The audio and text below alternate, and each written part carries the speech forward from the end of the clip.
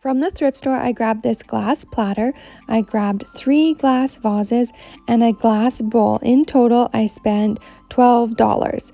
And then I picked up some 2-part epoxy. Make sure it's clear and take the little stick out, and then you're going to mix it up really well. I found it easier to mix with a popsicle stick.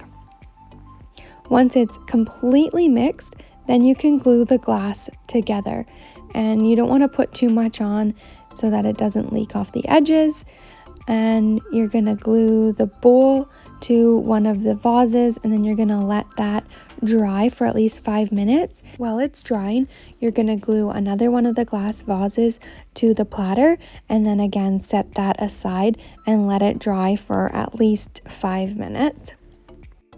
Once everything is dry, then you can glue the last vase on top of the bowl and vase combination, just like that. And then you're going to glue the last vase with the platter on top of that once everything is dry.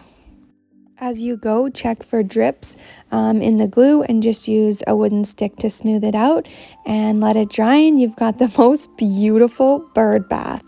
I sold this for $50 on my local buy and sell to one very happy owner. Subscribe for more.